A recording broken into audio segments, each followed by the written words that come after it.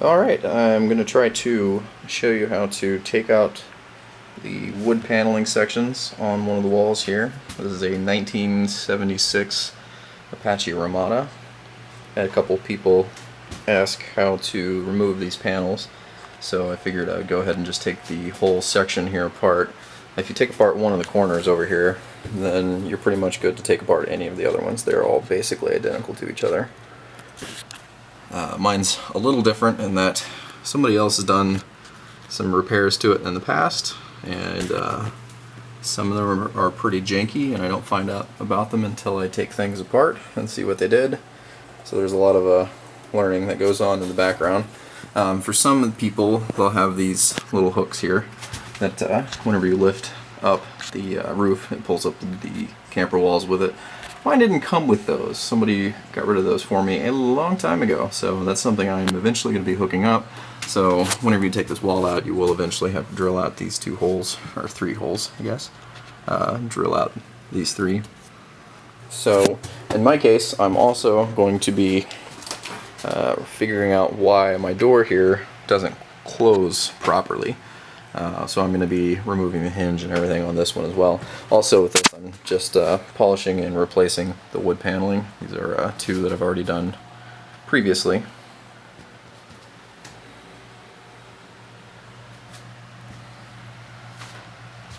So just sort of go along with that. I'm going to have to figure out why somebody has, focus in on it here, somebody has drilled a screw all the way through the bottom of this thing and just put some kind of epoxy on it. So we'll get to figure out what their thinking was there. Ever since I've owned this camper, the door has always gotten stuck. If you try to open it, it catches up here in the top, and you can see where it's, throughout the years, it's really eaten away at the aluminum, really pretty messed it up pretty badly.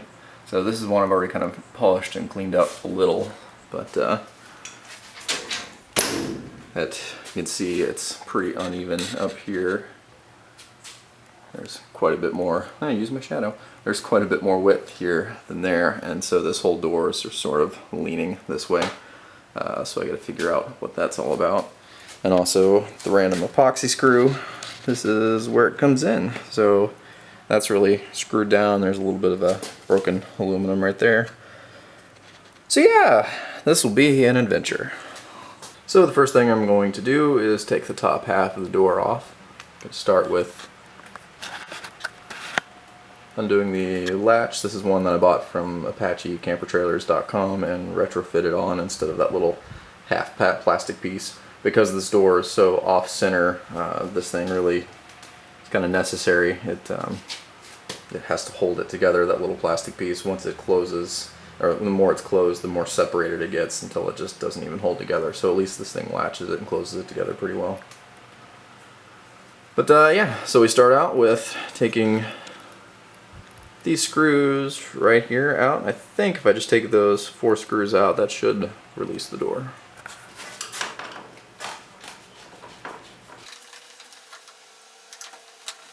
So these look to be about 1/2 inch, number 8 or number 10. Actually, I take that back. This one's a 1/2 inch, number 8 or number 10. This one, I'd say it's a number 10. This one is a 1 inch, number 8. 1 inch, number 8 metal screw.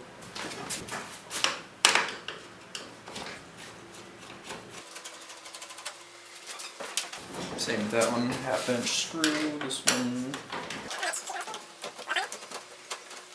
nope, that one's another 1/2 inch. And no more door. So from what I learned on the last side, to take these things out, they're fairly common. I took apart this side over here, use my fancy screwdriver pointer. So to attach these, really there should be one rivet that is, okay, one rivet up here. It's a 1/4 inch 3/16 rivet up there that you have to take out. Down at the bottom, at least on the other side, there were 2 screws right here, and then 2 more on the bottom over there. The hinge has to come off, and I think there was one other screw that goes in there. And on this side over here, you're looking at 2 screws. It's not really in focus. You're looking at 2 screws on the bottom of the metal piece over here, 1 rivet that goes over to the side, and then 2 more screws up here. So we'll show those in detail whenever we get a little bit closer. Let's see how easily a mystery screw here wants to come out. I'm going to start in here by drilling out the rivet. I'm pretty sure this is a 1/4 inch by 3/16 rivet. I typically find it's a little easier to do these if you can get access to the back side, to use some lineman's pliers or something. I'm going to grab it and hold onto it, make sure it doesn't start spinning. And I get to do this left-handed.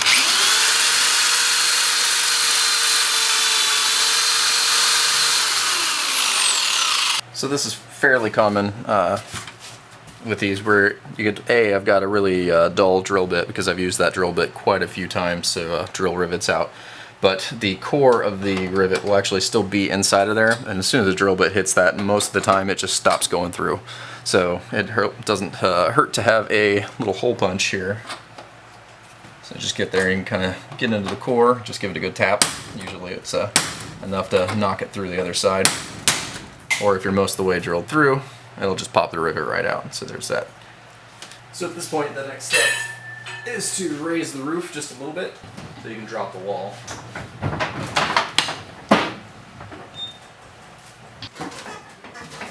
Okay, for the next step, we're going to drop the wall down. This is obviously a lot easier if you don't have the rollers connected. If you can actually pull the rollers out. I think, I've never done it, but you can pull the rollers out, and that way you can get the full access to the wall, drop down completely sideways. One thing I found, that when you drop the wall, if you have a standard bottle of acetone or something similar size, it fits really nicely if you don't have the bed end in to let the wall fall down on.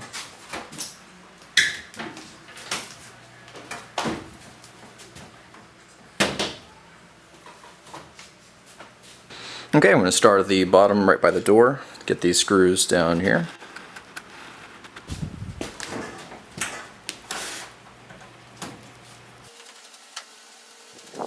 So that looks to be a 1-inch number 8 sheet metal screw. And that one's going to be probably 5/8 number 8 sheet metal screw. I have replaced those with 3/4 inch with no problem. This one on the other side was sheared off, and it looks like it's going to be a similar kind of story on this side. It's still got the rest of it attached. Well, some of it. So there's, I think that was a 1-inch screw, so there's probably another 1/2 inch broken off somewhere up in there. I did have to take the hinge off of the other side. This screw goes up. There's a little triangle piece here made out of steel that these tighten into for support. So let's take the hinge off. Okay, and that is a 3/4 inch self-tapping. Alright, and that's going to get that whole section off of there. We'll go ahead, and there should be 2 screws right here. Make sure these are in camera. 2 more screws right here. This is going to hold the stile, the guide, I don't know what the technical term is, the rail for the window. So I'll go ahead and take these out while I'm down here. These are typically a 1-inch number 8 screw and a 5/8 or 3/4 inch number 8 screw. The one on the bottom is typically the longer one, and then this one's usually a little shorter. Oh, it's not there, but usually, yeah, there are 2 screws here. This is the exciting thing about this camper, is you never know what's not going to be there. So just took off the bottom, so now we're coming up to the top part.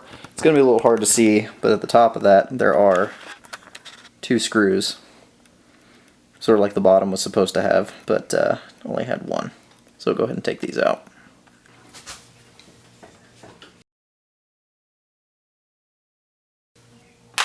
So 1 inch and 5/8 and 3/4. I've been replacing them with 3/4.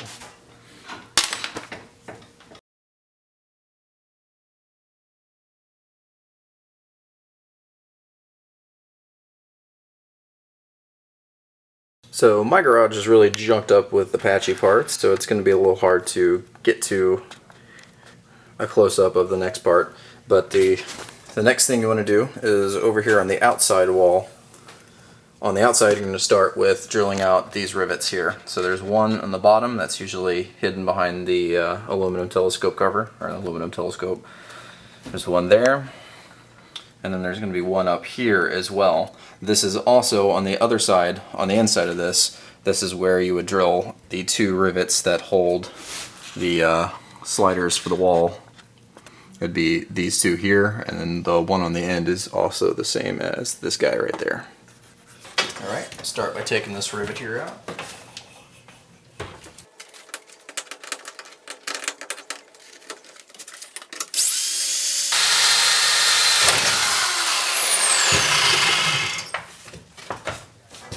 Now I just push a bunch of crap around to get over to this thing.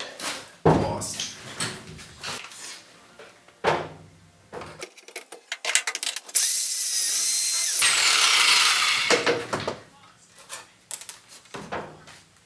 So on the bottom here, just got that rivet drilled out, so we're going to take out these 2 screws right here. On the other side, I don't think I had to take the hinge off, so I'm going to leave that on there for right now. And that is the greater part of a 1-inch screw that I'll probably have to pull out of that track later. Similar to the other one took out, there should be 2 screws on the top of this part here.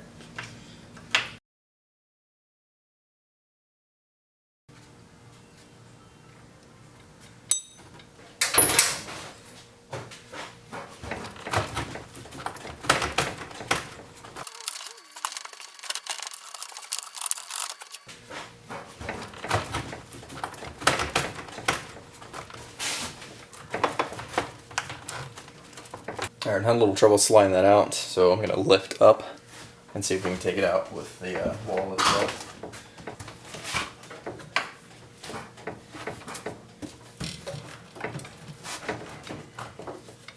Oh.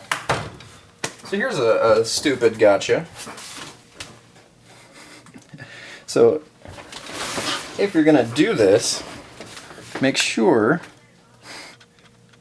you undo the window latch before you try to slide the whole thing out, because it's still connected to the window.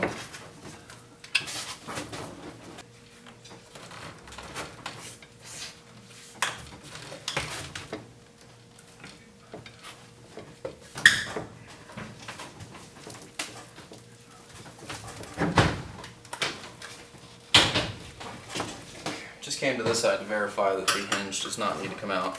No. Just pops up. And there we go. So that one took a little bit more doing than the other one did. The other one slid out a little more easily than this one did, but not too bad. Alright, so I've got the 2 walls set up here. This is the one for the outside that goes next to the bed end. This is the one that's right next to the door frame. So I'm going to take them apart. So get rid of this one for now, come back to it. So we got, let's see, this is the bottom, since that's where somebody drilled a hole in it for no good reason. Okay, so we got the aluminum outside, goes against the door frame. This just comes right off. So what's interesting here is that I got our holes. So if you lift up the aluminum frame here, the aluminum cover, there's that.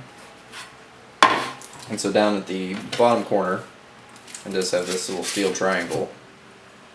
Ah, there's the other part of that screw that was missing.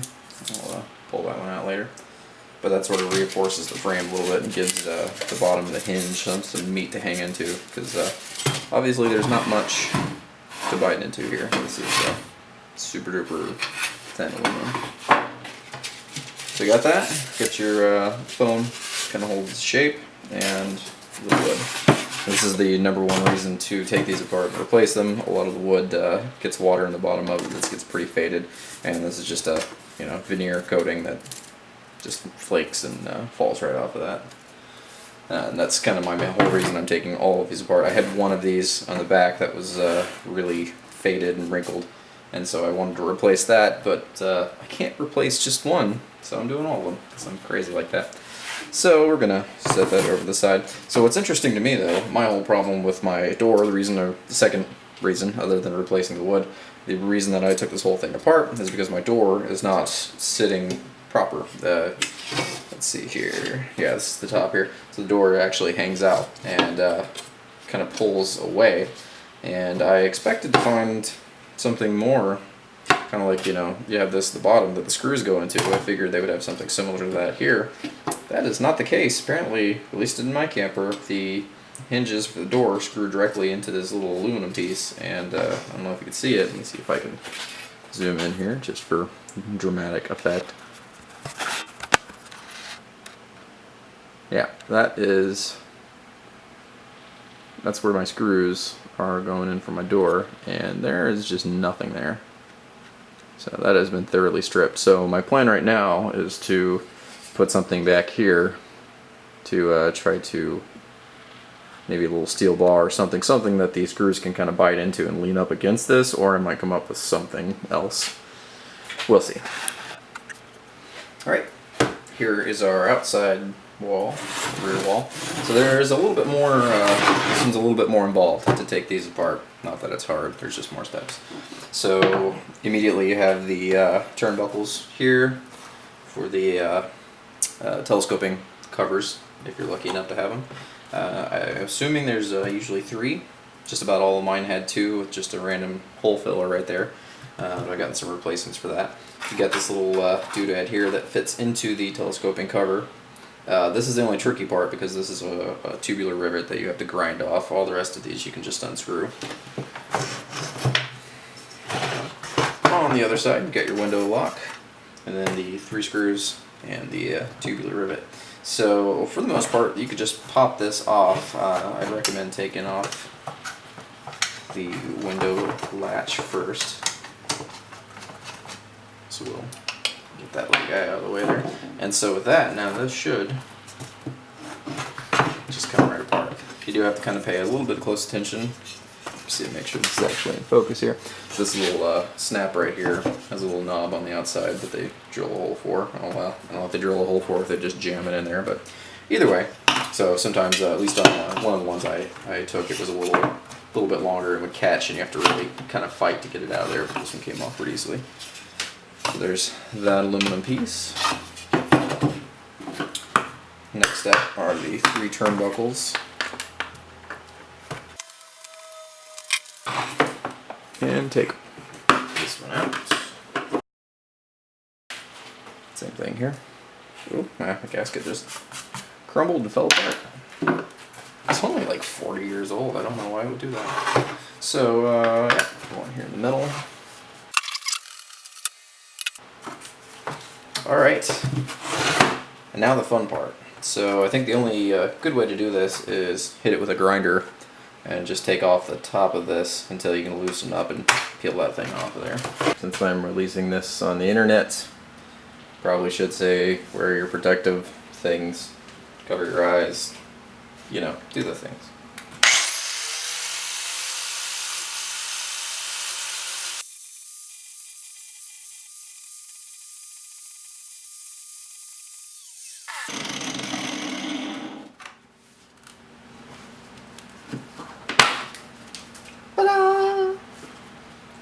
Got a few little nicks in there, but I think that'll polish out.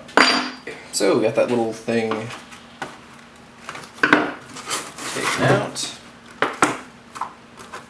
It's a little warm now. Okay, so just throw the tubular rivet over there. So now that the thing's out, this thing is ready to come apart. So it just peels up, pull forward, put a slide out of this little catch here. Sometimes they're a little smashed up here in the corner. Work it out. And there's your board. As you can see in this one is not it's not as bad as the one that caused me to do this whole thing in the first place, but it seems like these ones on the outside really get to absorbing moisture, probably if you don't use the telescoping cover correctly or if it's not leveled. But yeah, that's pretty flimsy. And same with the other one, you got your little foam insert, keep shape, insulation, whatever. And there you go. So that's how you take these things apart. So now I'm going to clean this up, give it a good coat of paint, gonna polish the rails up, and at least for some of the other ones, if I can try to find a way to fill the hole and reinforce that edge, we'll see what we can do. So this is the track that I took out earlier that had that screw that was broken off, and as you can tell, yep, there it is. It's stuck in the track.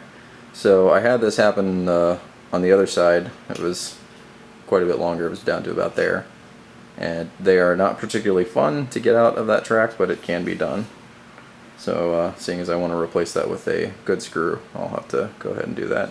Also, another little piece here, they have this little fabric inside of these rails. Let's see if I can actually get in focus there. These things, just grab them and slide out. So you can just grab these, give them a little push, and they slide right out. I'm pretty sure you can find these at hardware stores and stuff. Mine are all in decent condition. They're dusty, but I give them a little rinse and put them back in, so I haven't had to actually replace them yet. So about the easiest way that I could come up with to actually get this thing out is to just use one of these little diamond bit Dremel attachments and just kind of cut the screw in half and then use a flat blade or something similar to wrench it out of there. That seemed to me the best way to get the little pieces out without doing damage to the aluminum track. On the other one, and it may have been more of a problem since it was so much further down, but I used a screwdriver and kind of bent these apart and then tried to pry it out, and that kind of worked a little bit, but so I'll just give this a shot here.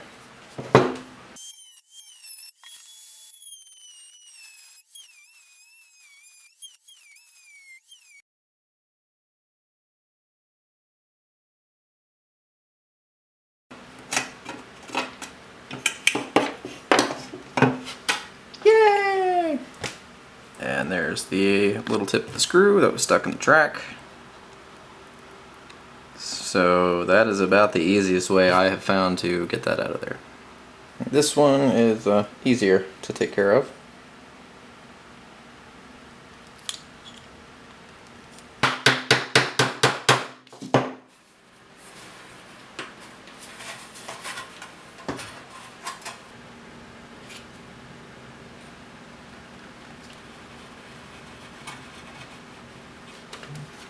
Trying to restore this thing as well as I can, and I am an amateur, so just make it as good as I can for what it is.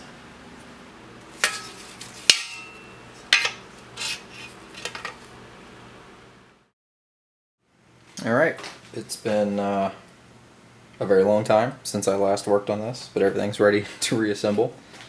So I've got this aluminum piece. That's all painted up, semi-shiny, and the foam piece, I'm just going to put that right back where it came from. And got the new board piece I'm going to put in there. Pre-drilled most of the holes except for the ones that are going to go on the top. I'm going to actually drill those in place. I found that with the other ones they didn't quite line up perfectly whenever I use the other board as a template, so I'm just going to use the holes that are actually up there for the template. So put that on there, and got the aluminum piece. It's all nice and shiny now. One thing you might have to pay attention to is the little piece that comes out of the back of the snap. You have to kind of half drill a hole or a little bit, just so that thing will kind of fit into place there. And yeah, so the only other thing that's a little different with this piece compared to some of the others is it's got this little tubular rivet that holds on the little thing that goes down into the telescoping cover. So I'll show how I managed to get that on here, and everything else is pretty much just putting in screws and rivets. So yeah, go ahead and assemble this thing. So kind of start by getting the wood underneath the lip of this little aluminum piece here. And as best I can, just try to make sure the holes will line up.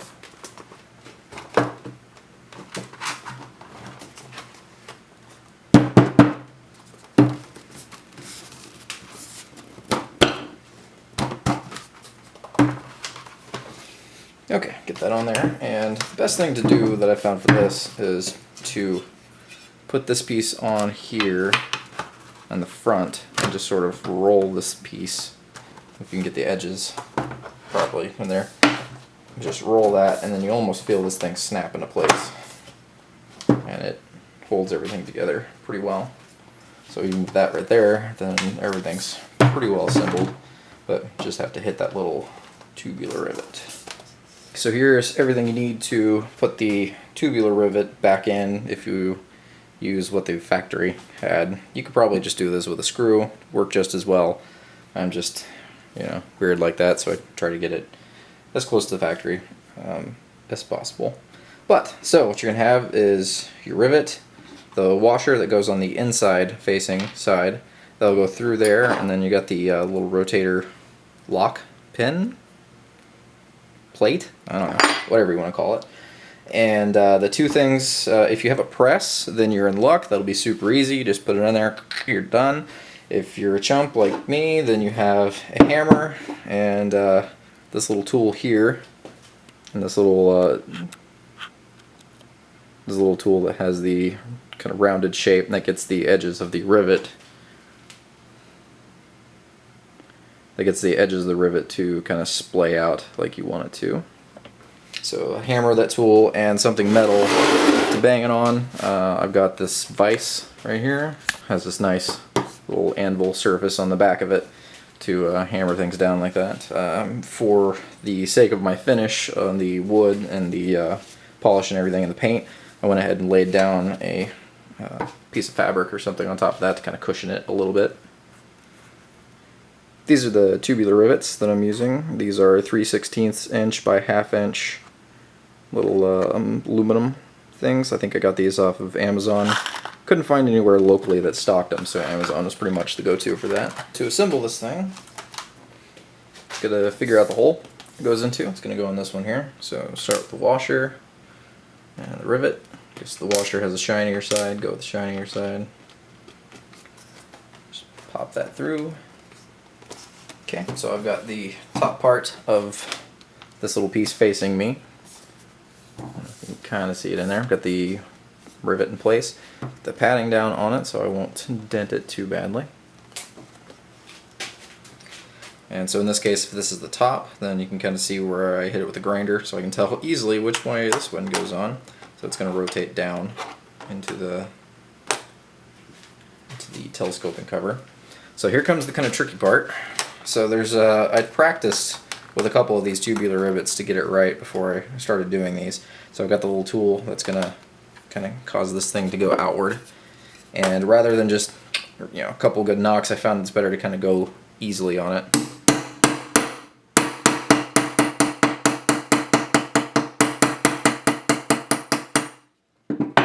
Just kind of start to ease it outward.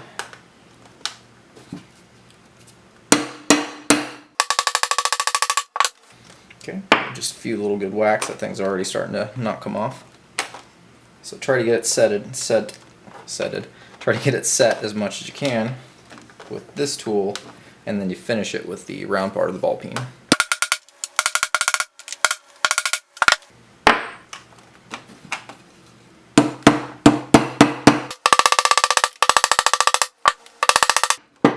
So there kind of seems to be a point at which it's not loose anymore, but you don't want to get it so tight that you have a really hard time rotating this thing down. And I'm fairly inexperienced at this, so it's kind of hard to tell when to stop. Because I kind of want to make that look pretty, because, it's got to look pretty. Who cares how well it works? So I just kind of keep hammering away at this thing. Check it occasionally, make sure it's still working.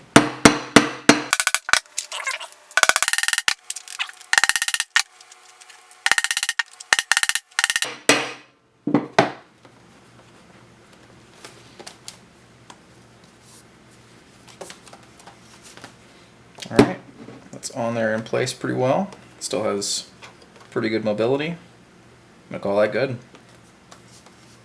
With that rivet in place, this thing is technically all one piece again. You can't easily take it apart with that in there. You could still pop this thing off if you wanted to, but at this point we're ready to start putting the little window clip back in place and put the turnbuckles on and reinstall it back into the camper. And I guess while I've got it here, go ahead and put the window latch back on.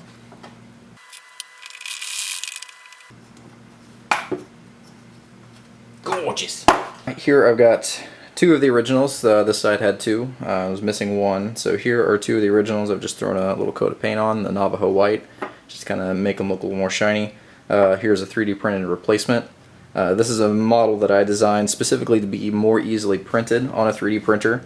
It's a little different in that these have square edges, rectangular edges right there in the front. This one has a rounded shape to it. That's just a little easier for a 3D printer to print without any kind of infill, so you can just throw the file on there and print it without any kind of support that you have to dig out later on.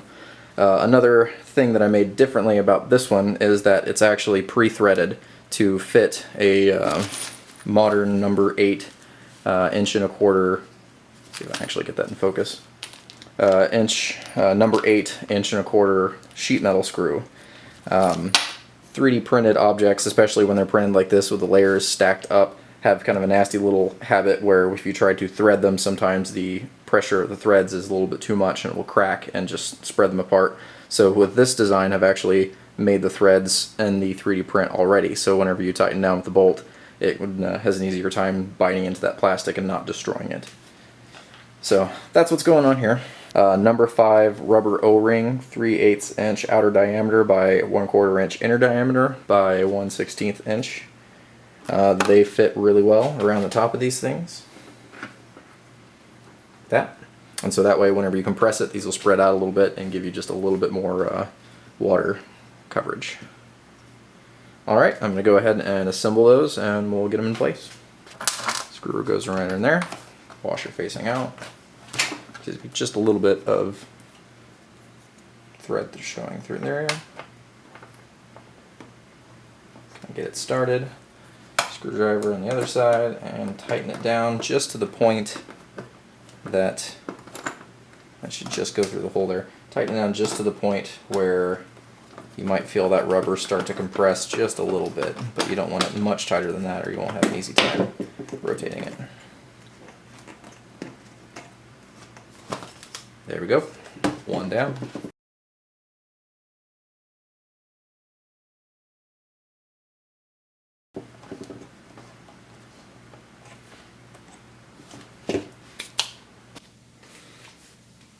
And so part of the fix for the aluminum that had the screw drilled through the bottom of it, I tried a new method of using the AlumiWeld brazing rod, and it worked okay. It's not really ideal for this. It filled the hole pretty well, but it had a hard time smoothing down on the other side.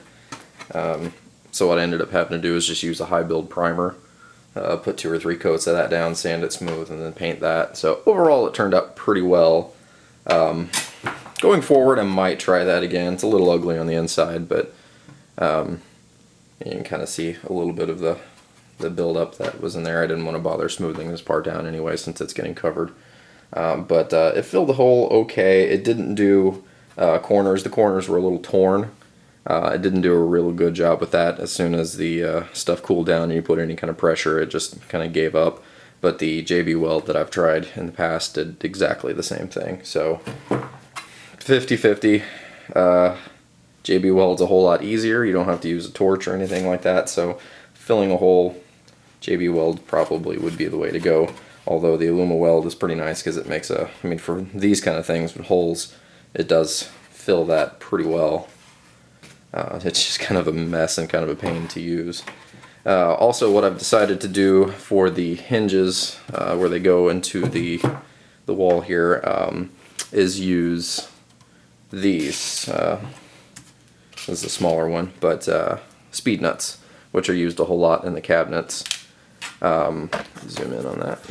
So these are the ones that I've used here. I went with these primarily because they had a larger surface area, so they would kind of really lean into this with a combination of this and the aluminum style, or the aluminum extrusion that goes up against the door frame. I figured that would give a nice good bite.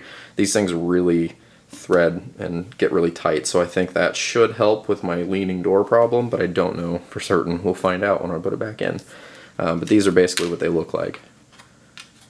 What I've done here is tape them in place, because some speed nuts you can actually kind of go over the edge and they'll hold in place. This gets stuck inside that aluminum extrusion, and there's just no way to do that. So what I'm doing here is taping them in place, and I'm hoping that they will stay in place well enough that whenever I get the door back in there and get a screw started, they'll hold their rough shape in place well enough for me to get going. We'll see how well that actually works. If not, I'll be coming back to the drawing board. So yeah, we'll see. So of course, to finish this, the aluminum corner piece will go back down there. With the tape, I'm hoping that the foam here will also put some pressure against the little speed nuts and hold them in place. And I got my wood ready, and I think we're ready to put this thing back in place. I'll go ahead and start by reassembling, putting the screws back into this one first. I tried to remove this, but found out that somebody glued this frame to the actual plexiglass in the window, so I can't remove it. So I just tried to polish it up as best I could in place, and we'll go ahead and get that tightened in. So I'll just use the original screws for this one. That's a 1-inch number 8 sheet metal and a 5/8 3/4 inch. Just got to make sure you can, this thing got shifted around a little bit. I'm going to make sure that the holes are still in alignment here. So the long screw is going to go into the bottom hole, or the one that's a little bit longer. The short screw will go up here. So I'll try to hold this steady and make this as clear as I possibly can, but as the screw is coming through the bottom of it, you can see where it aligns with the bottom, so you can kind of push forward. It's really hard to get that in focus. So you can kind of see that that should line up with the threads of where that thing used to be. So I'll kind of push this, trying to do this one-handed, and keep this in focus. So let's see. So as you tighten it, you should see that it should want to go back into the that little guide there.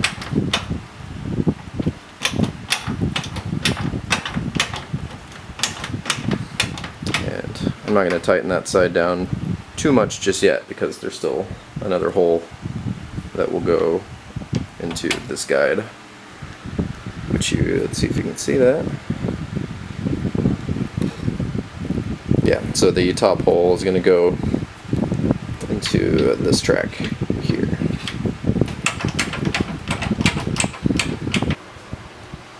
Okay, and same thing here. So this is the opposite side. This is the top of that same rail that I just got done doing. So again, lining up the holes with the extrusions.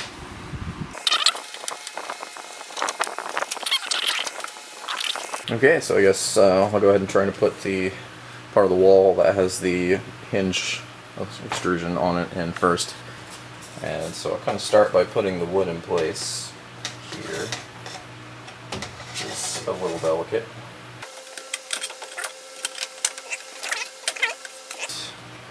And so now, this thing. So that's going to tuck beneath that. Make sure that all my hinges and the part with the steel triangle is exposed down there.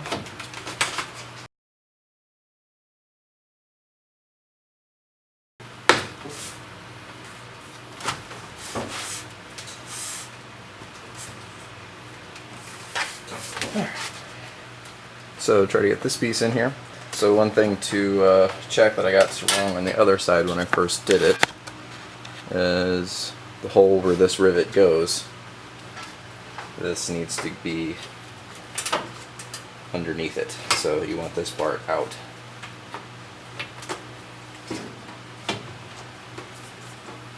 Which is not in itself a big deal, but it's kind of a pain in the ass if you rivet it in there the wrong way and then you have to go back and redo everything. Okay, so after some persuasion, I got the rails put back in. So what I'm trying to do now is make sure that that triangle, that steel triangle that's kind of the support structure of this whole corner is aligned. So I'm pretty sure I've got it set up in there right now. I can see the 2 screw holes here. These are going to be the tricky ones because they weren't really well aligned to begin with, and after I did the repairs to the bottom they were kind of a bit iffy. So the other one, the important one, the more important one in my opinion, is to get this one in here because this is a hinge, and if it's just threaded into this aluminum, that's not going to be doing a whole lot. So I want to make sure that the screw in particular gets embedded in that steel. Okay, that's clearly tuned into something, so that's good. I also want to make sure that you get that hinge aligned so that it will hold it in place.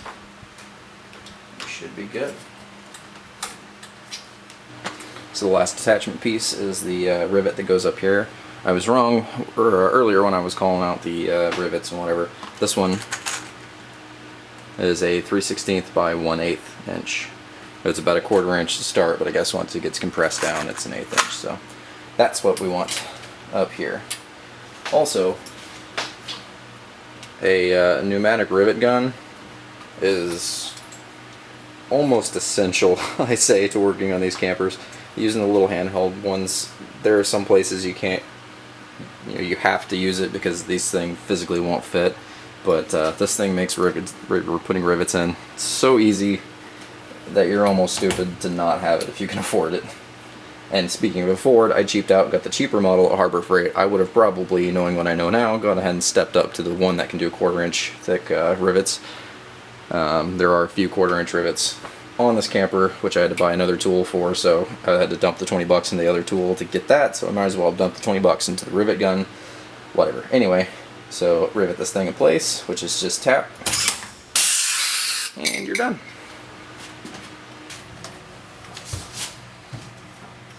Alright, so putting this piece in is a lot like putting in the other one. They're just the 2 screws that go at the bottom and the top of the aluminum piece. Then there's going to be a rivet that goes down in the corner, and eventually one up here, and 2 additional that I probably won't be doing in this video. So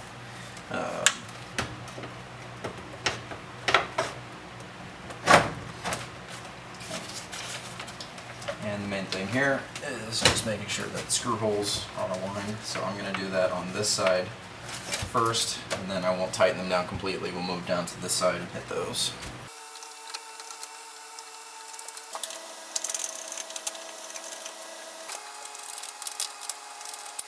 Next step is to put the rivet down here in this corner. I'm using a little bit of a longer rivet. This is the one that's used just about everywhere else in the camper. It's a 3/16 by 1/2 inch. It doesn't seem like it has enough grip surface area once it's pulled through in the back, so using this one's about 3/4 of an inch before it's compressed. It sticks out a little further, which I may see if I can come up with something to kind of cover that up later, but I feel like it's a lot better of a compression on this one, so it actually kind of tightens it down a little better than the 1/2 inch one would. Press down, hold straight, pull the trigger.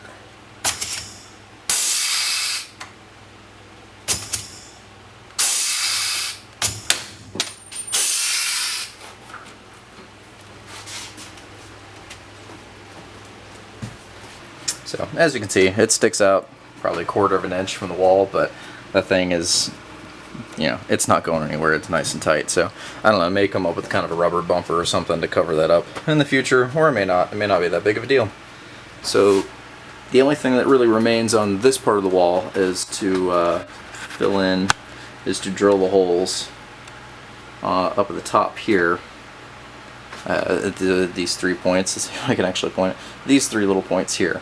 I didn't drill the holes in the wood because I knew they wouldn't line up, so at this point going forward I'll drill the holes into that, and then it will just be a little matter of knocking everything over. And at that point then it will just be a matter of riveting that thing in place. But I'm not quite ready for that, so we're not going to do that just yet. Right, so the next step to kind of get this thing back to the way it was when I started taking it apart is to try to put the door back on.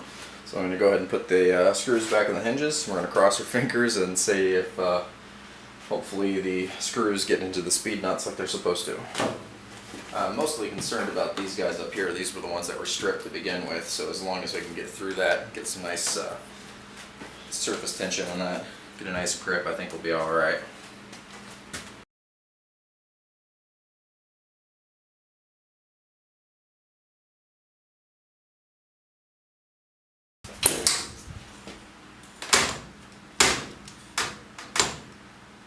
So look at that.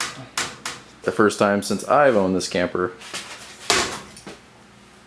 the nut is not making contact with the aluminum. With my door repair here, there's a little lesson learned. So I thought maybe putting washers on the screws in here would help out a little bit, just get a little bit more surface tension. But as it turns out, here, I'll go ahead and unbuckle the door here. So with the washers in place, it's just enough space taken. Focus here. There's just enough space that this thing doesn't quite close on the hinges properly. So it's not too bad. When it's latched to the door, it'll close, but this thing kind of holds. This thing kind of springs. So I'll go ahead and take those washers off. So after taking the washers out, I'm pretty happy with the way the door is closing. There's enough clearance here. This little screw up top is not making contact with the wall anymore, so I don't have to fight it when you open it. It just swings out nice and loose. That's exciting. So the last thing I'm going to do to basically finish up the door here is to put some weather stripping foam all along the edges here. You can kind of see where somebody's done that in the past, and I'm pretty sure that probably was on the camper to begin with. So I'm just using some of the stuff I picked up at Home Depot. Rubber stick soft adhesive. This is 3/4 inch wide, 7/16 inch thick. May not need to be that thick, but we'll see. If it's not good, I'll take it off. Let's try it out.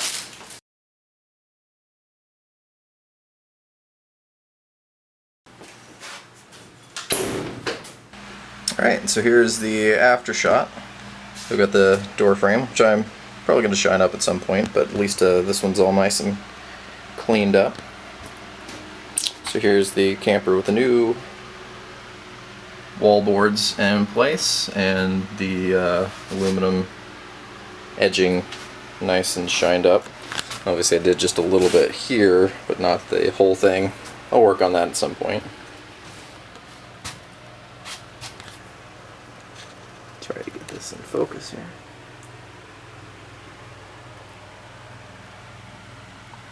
So the only thing I still have left to do is put those in there, which I'm going to do whenever I get the other side done. So on the other side of the camper I still have to replace these. I've done that one down there, but not this one yet. So I'll get those replaced. Whenever I get those wall boards in place, I'll go ahead and put the hooks back on there, the rollers, and we'll be making some progress. So I hope that you guys have figured something out. If you have any questions or anything about this, I hope this answered some of them. And good luck on your Apaches.